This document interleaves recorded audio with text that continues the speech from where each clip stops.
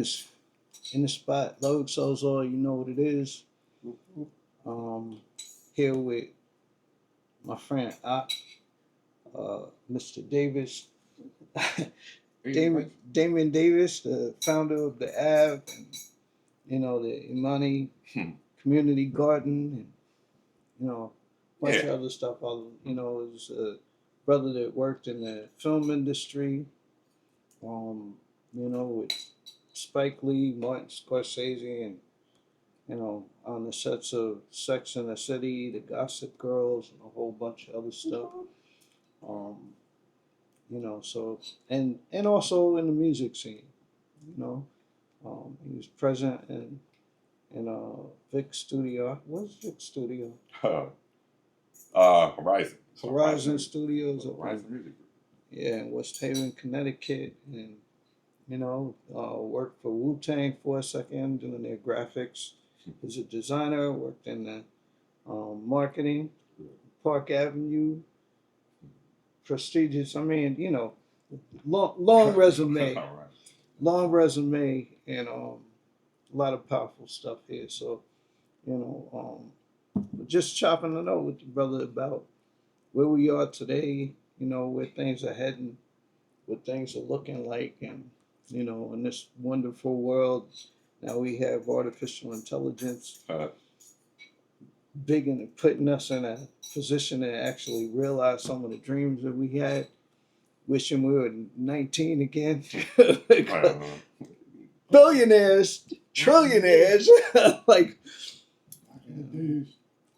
so yeah, that's the drill. That's the setup. So, yeah. So I'm gonna just hop right in. Like, what is exciting to you now? Like, what? You know what I mean? Now just life in general, man. There's a lot going on. You got a lot of technologies coming out. Learn a lot about agriculture, the arts. That's always been my thing. Martial arts, movies, and film. The whole new regime happening, man. Mm-hmm. I think that all the stuff from the 1900s is gonna seem like black and white in a minute. Yeah, this is true. Like old school AM radio, man. Stuff we're about to evolve into is about to be creatively anyway. Minus the Terminator shit. Yeah. So I guess what's the inspiration? What made you? Because I remember you 20 years ago working on this stuff. When we were on dial-up modems, and the speeds were just way too slow to load the type of graphics and things that we were trying to do. So yeah, just I think distribution, man, like the biggest thing. Looking at our brothers in the Middle East, we distribute the oil. Okay, some people buy the oil, some people sell. Excuse me, the distribution of goods, like Amazon and things of that nature. Like having your own, like, it's cool. You can make your product or whatever, and that's always a good thing. Some people don't want to get bogged down with distribution, but that's always been a thing that I've experienced and seen in my peers in terms of like wants versus need. Is it really a need in terms of making something, right? You can make it, but do people really need it? What's the pain point? So the pain point being, and for me anyway, is, or not just me, a lot of people, it's distribution. mm-hmm. So I'm trying to serve a need, like, to distribute, just across the board, like commerce, media, see where it goes. Distribution, that being the pain point. No doubt. So, I'll say this. For me, I guess for the longest part, I've been involved in music. But there's a structure there that impedes motion. It was never designed to benefit the artist, the industry, the way that it was created. This whole entertainment machine is it exploits the artist. It doesn't necessarily empower the artist. And so from the beginning, I actually didn't want to be a part of that, but I was drawn into it, and it's kind of like for the longest time, even being an independent from the start and getting in the game and kind of like creating our own rules and all of that, we were so boxed in to what the game is and what the game isn't, and it's kind of you had to abide. But now all those boundaries are being stripped away. They've been stripped away pretty much, and you can do whatever you want. It's like and for me, I'm kind of like I'm looking forward to this new journey that I'm on in kind of like really doing things the way that I want to do them and teaching a better way, what I believe, and even leaving the floor open for like what do you think? What are your thoughts? You know what I mean? Like how are you moving? And I'm like, what are some ways that you might be doing that with your business? I know you're at a different space, but what are some of the things that excite you and that you're looking forward to in terms of like groundbreaking and changing things, or you just solely focused on I need the back. The bag is good. Everybody likes the bag, but I guess experience. OG told me experience the experience of experience, and some people are like relationship heavy. Some people are material thing heavy. Some people are experience heavy. I'm happy to be an experienced person, so and I think that at the end of the day, yeah, you should be balanced. You should have a healthy relationship with your family, and enjoy things. But at the end of the day, when you look back, you're gonna say, well, what did I do? What was my experience? You know what I mean? That what did I accomplish? What did I bring forth into like buying things and certain things and whatever. But when that real life plays back, it's gonna be what did I do? So again, it's just that excites me, the experience. So things are life is temporary. The day is temporary. The second is temporary. So the experience, what I mean? Like, okay, I had this experience and it was a great experience, whether it's film or music or whatever. Those things are generally temporary, especially as an artist or a creator.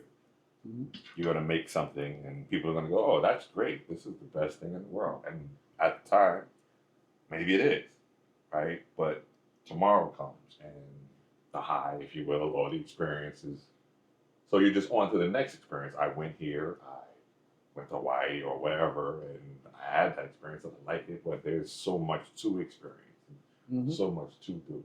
No doubt. So, Yeah, those things. I'm an adventurer myself. I travel quite a bit. Um, and I can attest to that. Like the whole idea of just trying new stuff, doing different things, meeting people, getting out of your comfort zone, so to speak. That's I'm big on that.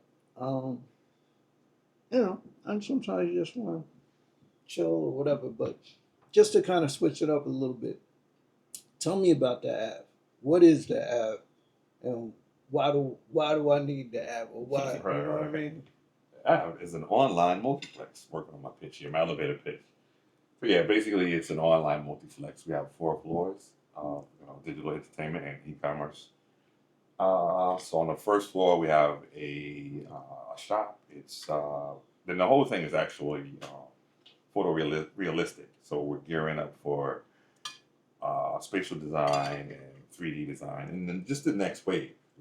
Like things that are just going to blow people's minds. So again, What you mean, like Google Glass? yeah, there's Google Glass and just the design concept of spatial design in terms of being able to like create worlds, just online worlds that look extremely realistic. So that's Mhm.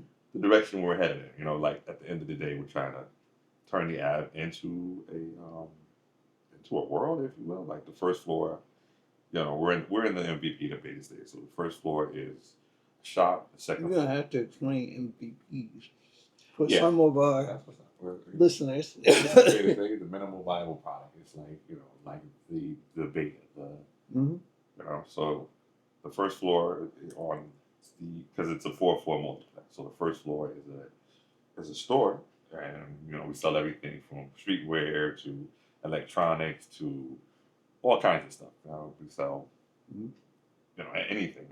We reach out to various different artists and say, hey, I know you just, let's say, designed a bike and it fits our demographic. You know, we're hip hop heavy, we're urban heavy, so sell your bike on, you know, this bike matches our demographic. Second floor is a lounge, right? At the lounge is super cool. And we've designed it to look like some of the most poshest lounges in the world, so people can come there and interact.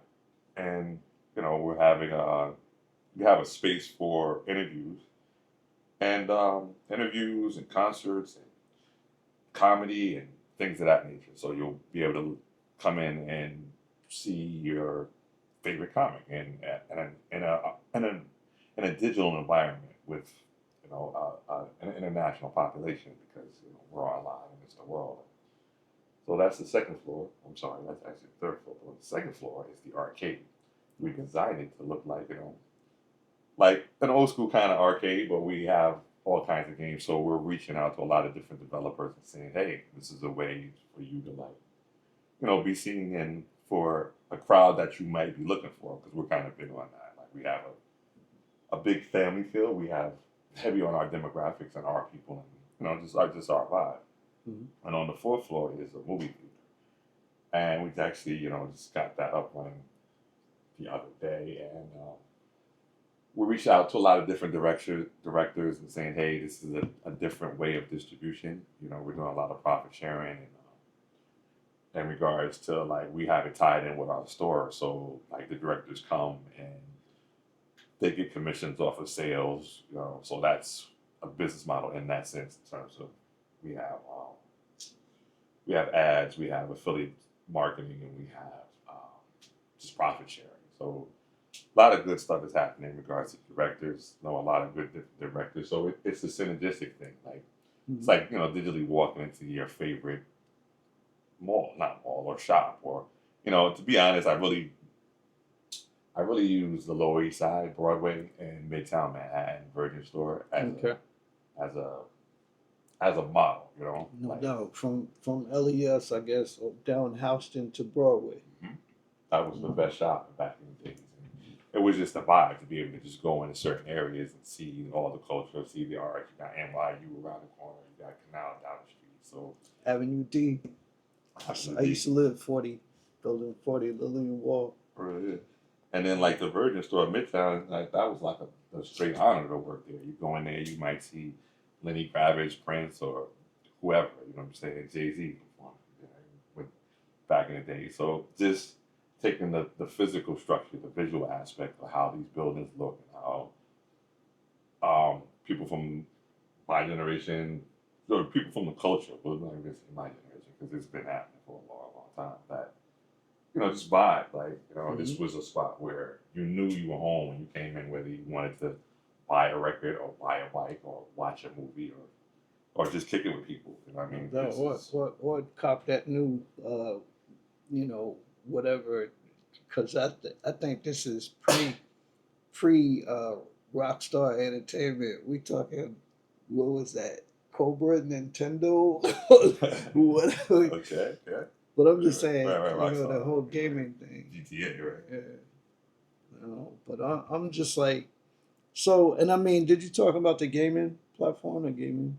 Yeah, yeah. Okay. We, you know, that the gaming is actually on the third floor, and you know, and it's wild. So now we have avatars. Each floor has a digital agent that's just kind of there, and they're specialized in their floor. Like the first floor, you know, we have You know what? I'm gonna stop you here because I'm like, maybe you could do like a screen capture and walk us through it. You know what I mean? Or something maybe even later. Like we'll Okay. set that up just so it's got the visual Right, right, right. and we're not, Right. losing cats. So I mean, I'm gonna ask this. I ask this to everybody. Do you believe in God or a higher power? Oh yeah, definitely. Without a doubt. Emphatically. No doubt. Yeah, that's pinnacle to all creation. As a creator, the creator created by the creator that creates, So No doubt. No doubt. I creation mean, I is think a the thing. lot of us as artists, and creators understand that, you know. But it's odd to me that we get into a space where people, get so much schooling that it breaks their faith. Because for instance, if you go to school to become an engineer, you start delving into sciences, and a lot of the sciences don't believe in God, even though that a lot of them are based in African spirituality, which is bug out. Hmm. But they just remove God from Yeah. the equation. So, but I say, and it's like I've met many who have kind of put God on the back burner that are in those spaces. Is even what do you call that? What is it? Chemical biologist. Okay. You know, and even in some of these spaces like engineers, you know, electrical engineers, and all kinds of stuff. It's like once we kind of activate that God component again in them, Hmm. they branch out. It's the difference between, I guess, like Edison and Tesla. Mm. You know what I Yeah. mean? And I don't know if Tesla was a believing man, but he was definitely receiving from the infinite. Yeah. So, you know, and I'm just like, you know, if someone would step to you right now and say, please mentor me or whatever, how could they be the most helpful to you? Okay. The most helpful. Mm. Uh, I think creative input, right? The ability to see, to perceive, to a lot of that is marketing, right? Like Mm. we don't necessarily. It's not that we don't know. That's let me retract that because we get an inkling of what's about to happen, right? You can kind of see, um, oh, she's got on bell bottoms, or she's got on this, or he's got on that, or he's that, and you'll see one person with it, and it'll strike you, and then you'll see five, and then you'll see 10, and then you'll know that this thing, whether it's Yes, take music it off. or whatever it is, so people that have an eye to see, you know what I mean, and that's across the board. It's not just fashion. It's just you can tell politically, you can tell socially, you can tell. So someone who essentially has their thumb on the pulse, so to speak. Yeah, You know? yeah. In regards to input, you know what I mean. Like that's a big thing. Just being able to throw ideas out. Just creative people that have vision. Yeah. I That can mean, see. I'm gonna flip that because I mean I thought about this in terms of like what I do, and I know that I've had employees and assistants and all of that kind of stuff, but I find that like the ones that tend to excel the most with me are the ones who come to the table not necessarily like I got like I don't know a PhD and whatever, but rather that they get the vision. They can look at the company ethos and like what it is that we're doing, and they see it. They're Mm-hmm. just like, I get this, and this is something I actually believe in. And so once that passion is there, and they get it, we're in sync, and Yeah. we could rock out. You know what I mean? It's because I find that you got your whatever in quantum mechanics, whatever, and it's uh, great. You could do all kinds of trigonometry and everything, but without that sync, the vision, I can see things happening within the company that just are not in alignment. And it's great. We need money and all of that kind of stuff. But if you're just a capitalist and all you care about is money and not people, you missed the point Yeah, of what it is that we're doing here. So not a good fit. yeah, not a good fit. But so black people, you know what I mean? We're here. How how do you treat us? How do you treat the blacks? Yeah, how do you treat black people? Uh, that's an interesting question. Mhm. Yeah. Yeah, I mean, as a black person, just across the board, right? You like it's generally in regards to reciprocity, right? Um, Reciprocity, karma, or whatever the case, the energy that you put out is directly correlated with the energy that you get back.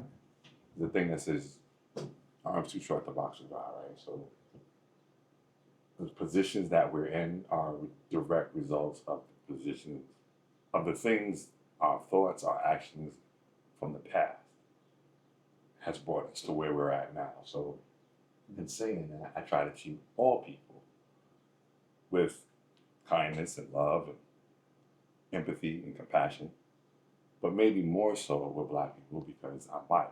Because my mother's black, Mhm. my sister's black, my friend's black, my general family's black.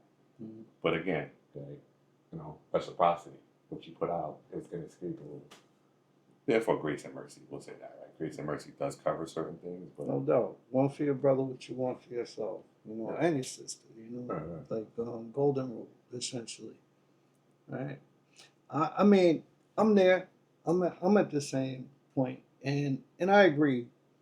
I mean, black people, especially here in America, but all over the planet Earth, we've been afflicted in a certain kind of way that doesn't really apply to others, and we have all of the ailments, all of the like everything that could go wrong in the world, we have that. And it's especially here in America, it is we got it. And it's so when I come to the table with my people, I try to always keep that in mind. The most honorable Elijah Muhammad and the honorable Minister Farrakhan teach that we should look for the best part in people, and try to cultivate that. And that's across the board. That's with everybody. Like that's not specifically for black people, but I say especially for us because we were taught to not do that. We were taught to tear each other down. We were taught that we should only be loyal to the slave master and not serve our own needs because once he saw us unifying, that worked against his plan. And in keeping with that, because we've been struggling for so long to be accepted by him, that's become a habit. It's become commonplace for us to tear each other down and go at each other. And, even in the street, you see, we stand on a corner and play the dozen and be like, your mama, you know what I mean? You're so stupid. Yeah. Like, you know what I mean? Even the way we talk to each other, it was, how I'm going to call you the N word? Like, right. You know what I mean? Or, and some of our nicknames, like dummy, big dummy, like, it's just like it's crazy how we deal with each other. So I try to keep that in mind and remind us of who we really are. So when I see that young brother, that young sister working at the cash register, some job that is clearly beneath them in terms of potential, I try to address them as king or queen to let them know I see you, you know. And I'm just like, I'd like to say, God, I see you, but some people just, you know what I mean? Like, they're not ready for that. You got to feed the baby's milk. But really, I see God, you know. That's what's up. Yeah. So, yeah. And then, I guess, so this one, and feel free to, say like next question. You know what I mean? But, where is the breadcrumb trail for what you do? Like, share the finds. Uh, that's an interesting question. I mean, it's always like, it's always on the search for capital. That's just part of the journey. Entrepreneur, employer, it doesn't make a difference. You're gonna make more hours, work more hours. You just need more bread. But I mean, in terms of Well, I mean, even in terms of like information, like where do you find your jewels, or where do you know what I mean, like what, or your customers, or your, you know what I mean, like. yeah, I mean, the foundation is the business model in regards to how we generate income is we have commerce, and then we have sponsorships, and then we have advertisement. So those things, and just working that machine. So that's the general business model. But then there's the thing, excuse me, in regards to startup capital and raising capital and generating capital. So, there are just formulas in regards to raising capital, whether you're going to get a loan, whether you're going to get a grant, whether you're going to get a sponsor. I'm looking for, where do you find those? Like, Okay. where do you find the formulas? Where do you get the teaching? Where did you get the mentoring? Where do you know what I mean? Like, I mean, it's a journey, man. Like, wherever, like the creative part is cool, it's good. Is not even cool. The creative part is the foundation of it, right? You're gonna make something. I have an idea, right? But now you gotta fund the idea. So going through that educational chamber of saying, okay, how is money raised? We have more information than we've ever needed in our entire life right now with the AI and with internet. So on the individual saying, okay, well, what is my goal? My goal is to do X, Y, and Z, to raise capital or to build a debt or to whatever. Whatever you need to do, there's more than enough information to do it.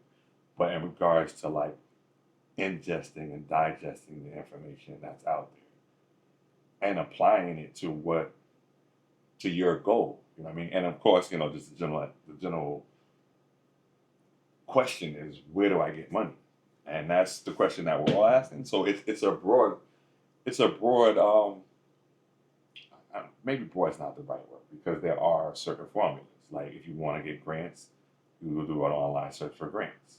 Depending on your situation, you could be Black woman, there's Black women grants, there's foreign grants, there's grants for tech startups, there's grants for nonprofit, autism, and then there's the loan aspect, right? So doing the due diligence, just to bring the thought full circle, right? There's a creative aspect, left brain, right brain's creative. So now you got to think analytically. How do I raise money? How do I fill out this form? How do I, now we're in the analytical space that's not as creative per se. You know what I mean?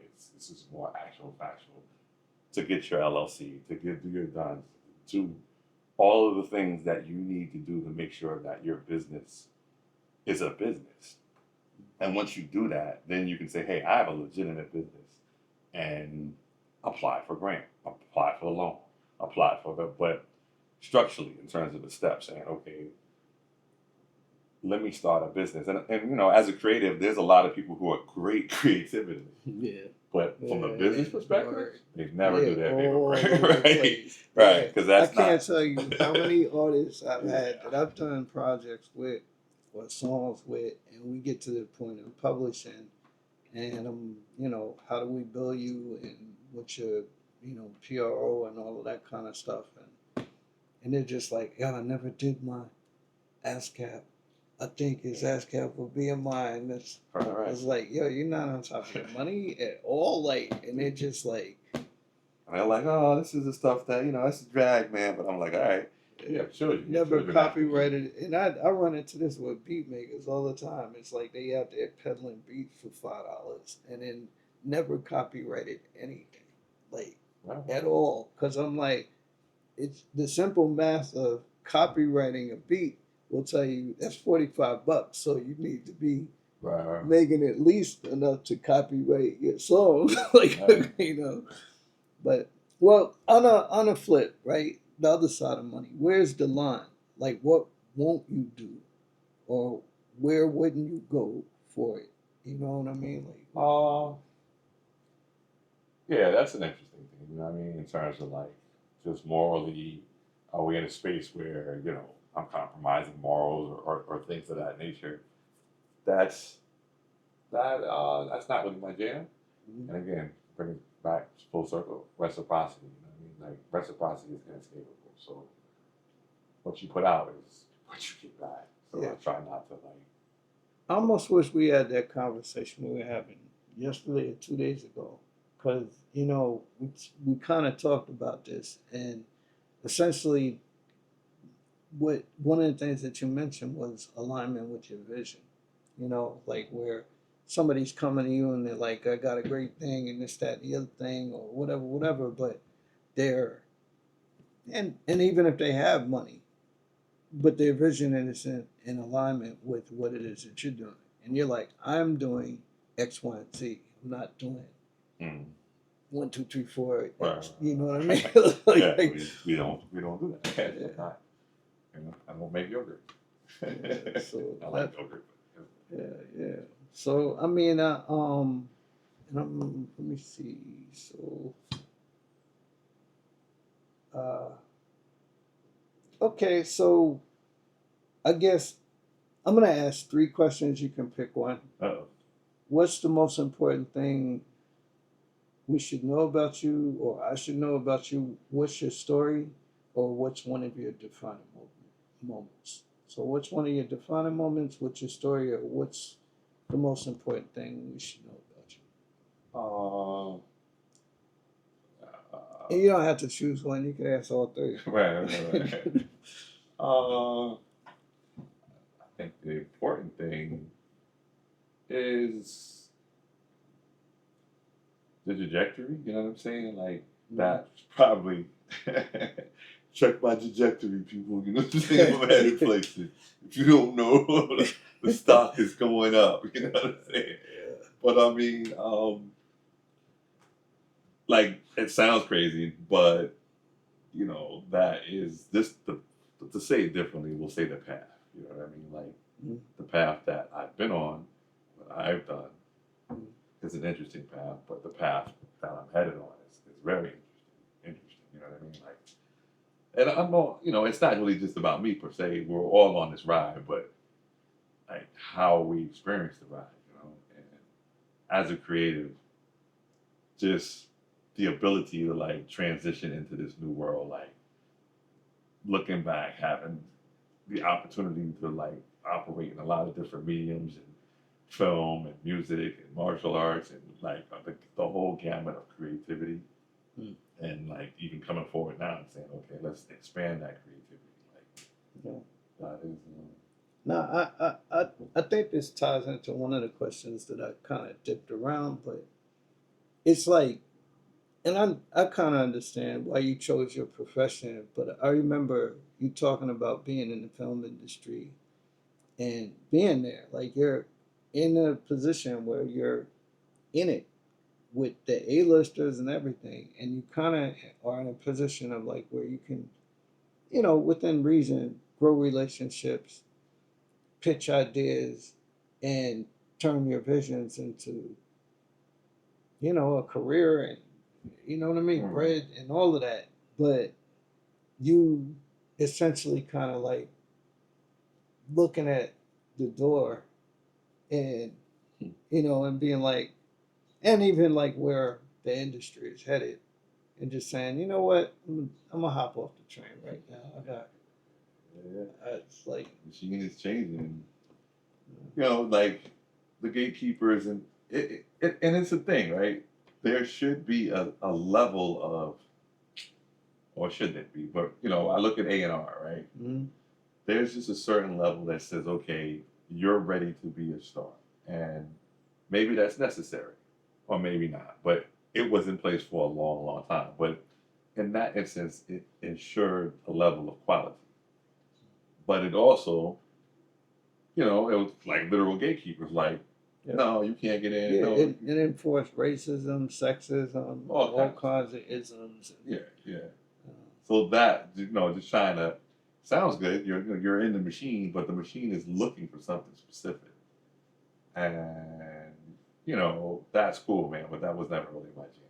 I appreciate the fundamental education that I've received, but I've never really wanted to necessarily go through the machine or have to do, and let's just say that I never wanted to go through the machine like that. Like, it wasn't necessarily headed in my direction, but creatively, like, uh, you know, Lumen mics or, you know, tungsten lights, whatever the case may be, from a technical perspective, to be in those environments to learn is an incredible thing, because they're rocking with the best of the best, No doubt. No doubt. From a technical perspective. Nah, I'm blessed to have been, working in Chungking and Unique, and and even Prince Studio, and some of the other places that I worked at, and it was just,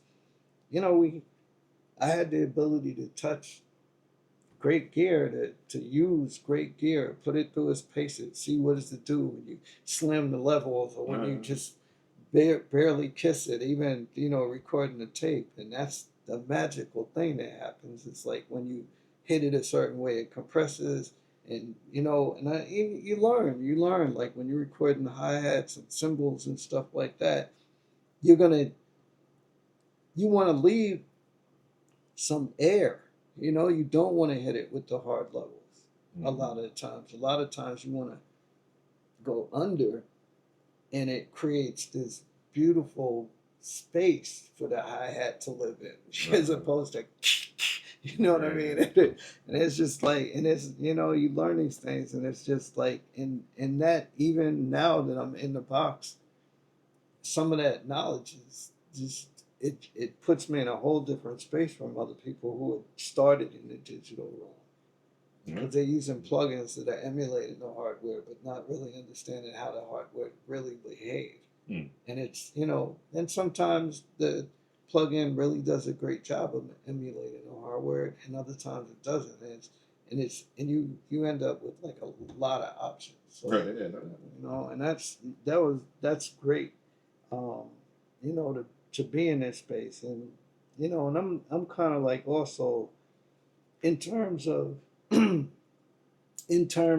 know for me, coming up, like, I grew up in and around the music business. My dad was a jazz pioneer, working with all the greats. Like, he's plugged in. He's a dude that scored for Duke Ellington, so he's plugged in that respect, in terms of like live performance and all that. Not so much in the record labels, but he had a little bit of contact there. He understood publishing and all of that kind of stuff, copyright, admin, and all of that. And so I kind of grew up knowing a lot of that stuff, just being around it, doing, helping, whatever. It's just like, so it was, I didn't, I wasn't confused about like what it means to get an advance and points and all of that. I knew how that works. I know about the deal memo. I know, I know about this stuff, and I understand a lot of the underhanded things that record labels did. And I also see that there are some very powerful, and I don't mean power in terms of like muscle, but I just mean powerful in terms of like, there's some queens, some women in these spaces that, it's like you work for McDonald's, but you actually could overshadow McDonald's, clearly. And you know what I mean? It's like you in there working, flipping burgers, and maybe become management, but you know what I mean? Like, for real, you could really be your own CEO. And if somebody were really thinking and kind of could see who you were, they tell you, you know what, you need to start your own company. But unfortunately back then it was rough, because you got like 5 players or whatever, and that's it. You choose one and get down with it, and you know what I mean. But now we're in this space. It's like, I say the Wild Wild West. We're pioneers in this space. It's like we're deep sea explorers. We're space explorers. We just, you know what I mean? Like, we're in a new territory. This is, I bring a whole new world. Yeah. This is look copyright infringement. I'm gonna have to stop you. Remix.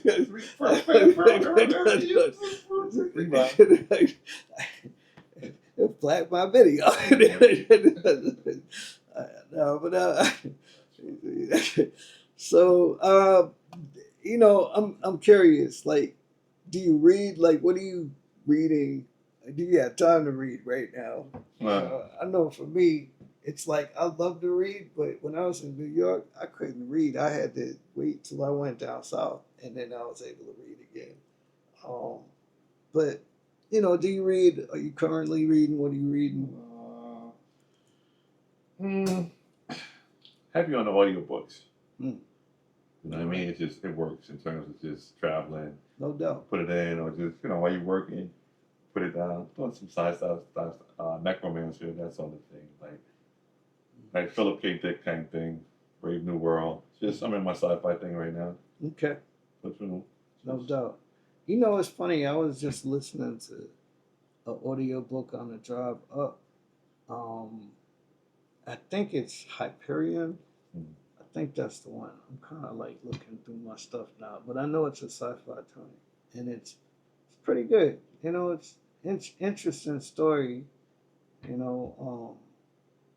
know, trying to see if yeah, it's Hyperion by Dan Simmons.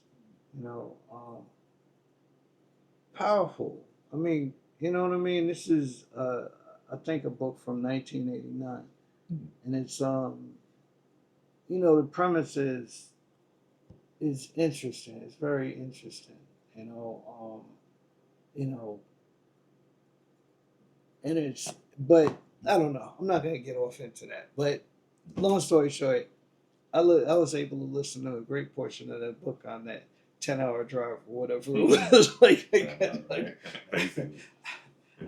Knocked out a great portion of that. But. Yeah, so, audiobooks are the bomb, man. Books are the bomb. But audiobooks, you just beat me down. Matrix. I need to know. No. It's input. Nothing like the smell of a new book. I'm with that too. But, So what's the best thing that happened to you this year? This year. Or in the last right. 365 days. Oh no, we just pushing it, man. Got a substantial tech grant from Google. That was dope. No. I blew my mind. I was like, oh, shoot. All right. So that set us up to just go forward and build. That's what they're basically saying. You think you're good, huh? Well, build something. Yeah, impress us. Right. So I'm knee deep in that. So that was like crazy. Just between that, I'm about I'm like AA, not alcoholic anonymous, but I'm doing AI in agriculture. So those are about them A's and whatnot. So I'm out in community gardening. We started that, and then between that and the AI, that's like those things are just brave new frontiers. But not like the irony, right? Because agriculture has been around for thousands, if not millions of years, and AI is just that. So both ends of the spectrum. That's why I say, in the future, you're gonna be working in AI, or you're gonna be working in agriculture. No, it's definitely like we in an interesting time. It's a lot of people are really about to just not even be, how could I say, useful? You know what I mean? It's kind of bugged out. We in this weird space where it's a lot of jobs are about to become obsolete. I got friends who drive trucks, and we got automated vehicles on the road, and and it's kind of like California just stepped up and had their first successful runs, and the entrepreneurs are like, "Yep, I'm about to fire everybody. Give me a minute to try." And and we already know it's like once you get the first billionaire out of that group, everybody's gonna be like, "I want in," and it's just a matter of time before like government and like the beeline buses and the trains or whatever. Yep, it's just gonna be. Hey, a world whole new. I remixed it for you. And the craziest part about that is I was researching. I don't know how accurate these numbers are, but I googled what percentage of the people on Earth are drivers because it's the number one vocation, and it was estimated between 5 and 8% of the world's population. So you imagine 5% of the world's total population suddenly being out of work, suddenly being So, not even having a skill set that's yeah, they said it's the number one job for men, you know, driving. So that's a lot of disgruntled unemployed men. yeah, that's Yeah. crazy to put that many men. Oh, sorry. Yeah, so I mean, yeah, we're definitely in it, and then this, but I mean, the same almost applies for like accountants, lawyers, data analysts to some degree, computer programmers, like, Right, you right, know what right. I mean? It's crazy down the line, like how this thing is gonna impact everything. So, like, what do you, I mean, do you have an idea? What do you think might be a solution, or something like what, you know? Yeah, there's a key a buzzword that they talk about in terms of the change, like agency. People losing their agency. Mhm. Like, there's one thing to have a job, but some people believe that um, I'm a policeman, or I'm a musician, or I'm a doctor, and they think that's who they are. Mhm. They think they're a musician, or they think they're a doctor, or they think they're a policeman, and that's not really who you are. That's what you do. You know what I mean? So Mhm. defining the agency. Yeah. What if, you know what I mean? What if Suno makes all the music and the robots do all the programs? Now I'm not a musician anymore. Or I'm not. Mhm. Oh, like, Yeah. you're always going to Yeah. make music. Well, You what mean, are you? right, exactly. Who are you? Exactly. So that's the concept of agency in terms of like that, finding who Yeah. you are. Yeah. Well, I mean, I think I said it to the sister the other day at the garden. Aisha, shout out to Aisha. Like, we were talking about something as heavy as your soul, Hmm.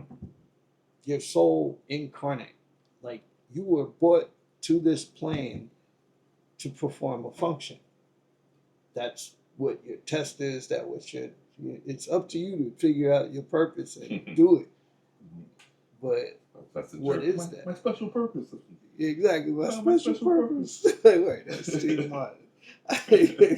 That was crazy. Speaking of which, right? So, sex outside of marriage, yes or no? What do you? And I'm not on some holier than thou saying Somebody got nobody. where? What you got for me? But I'm like, what are your thoughts on that? Yeah, I think it's definitely up to the individual. You know what I mean? Like, Mm. on a personal level, I'm not married. I have a girlfriend. It's kind of working right now. Mm. Would I have sex before marriage? Possibly, probably. Mm. Is it So it's defined by your belief and by your religious system or whatever the case may be. You know what I mean? Yeah, culture. Your culture. You know what I mean? So that's really, we have all these conversations recently. People being in relationships, and divorces, and cheating, and or homosexuality, right, or whatever the case may be, alternative lifestyles, things that are happening in other people's beds. Mm. I can't really, Yeah. I don't know why they got divorced or why he's gay or whatever's going on. Yeah, it's not my business. Yeah, right. But I'll say this, like, for me, when I look at that, topic, I'm like this, right? I have some strong beliefs. I know, that's, I guess this is kind of like heavy on my mind because my son, Mustafa, my firstborn son, just got married. Oh, Peace, what's up? Mustafa, Brenda, congratulations and all of that. And it's like, you know, it's also a time when it's the first time in about 7 to 10 years where all four siblings and myself were together. You know what I mean? Mm. Like in the same place at the same time and all of that. And so, it felt good to kind of like all hang out together, but also to, you know, like I hung out with my two youngest, Asada and Elijah, um, the day after. And we went and watched Steven Spielberg's Disclosure movie. Mm. And, it's kind of heavy topic and all of that, and we were having this deep conversation. Of course, we're talking about, Elijah Muhammad and the mother plane, and, that these are not aliens, they're black people, and nobody ever talks about that. And I'm like, Elijah and Mustafa are both named after Elijah Muhammad, you know, and and Prophet Elijah from the Bible. It's kind of a twofold thing, um, but it's like us having that conversation brought us into an area um, where I even called back my daughter. Like after we departed, I called my youngest back, and we had a pretty long talk while I drove, back up north from Georgia, and maybe for an hour, hour and a half. We talked quite a while. But one of the things that we talked about was sex before marriage. And not so much about like don't have sex until you're married, but it was about how I tried to raise them with that moral mindset. I didn't just tell my girls don't have sex till you're married, keep your legs closed. Right. I told my boys don't have sex until you're married. Focus, learn about women, learn how to protect, learn how to provide, learn, you know what I mean? Like you got to prepare yourself because you got to be able to create a safe space to bring a woman into so that she can relax a little bit. Yeah, I always say we lay our eggs before we build our nest. So now we got these eggs and we're trying to build a nest, and it's like it all falls apart because most of us lay our eggs. Yeah, yeah, yes. But I think it's very important to be, you know, um, in a position of like where you can create a safe space to have children, and she can relax and fall into her feminine energy. You know what I mean? It's like, you know, and this is one of the things that I try to express to my daughter is I love that. Like when a woman meets someone who she can really connect with, where she sees God. That's how I put it. She sees God. He sees God in her. She sees God in him. And we are in this space of like where we've created the pyramid, man, woman, and God at the center. And that God is also the child, because when you are in alignment with God's plan and you manifest that thought into reality, that is God, because everybody's on the same page. You're in alignment with God's thought. It's not your thought, it's not her thought, it's God's thought. And so, of course, you can manifest that into reality and create that space. But one of the things, in order for that to be able to really happen on a grander scale, is the woman needs to be able to relax. And I told her, there's this moment where you see, I liken it to like a flower opening. A woman gets rid of the boundaries fall away, and she's able to fall back into her initial feminine state, which is almost like being a little girl. You know what I mean? It's without all of that. I don't, I don't mean to, say that women, have to put on shoulder pads. But in this world, we know that it attacks the feminine principle, and you're not even heard unless you start to be aggressive. And I don't mean assertive, I mean aggressive. Like, you know what I mean? It's like you have to be louder, you have to be harder, you have to, you know what I mean? And some of y'all learn how to curse more than the men and be hard. And that's not, I don't think that that is the highest expression of what a woman can be, even in the workplace. I think that when we create a safe space for a woman to be in her feminine energy and she is able to do that at ease, that we're gonna see a better world, you know. Definitely, definitely. So that's but yeah, that is I guess we kind of covered it. I don't know if you want to plug anything or Yeah. AvenueMetro.com. right. Come on down. Watch some movies, play some games, meet some people, buy some things. Survive, man. You know what it is. No doubt. Get it on the app. That's what it is. Get it on the app. All right. So Yeah. with that, some lessons. All right. Yeah. Right. Doing the circuit.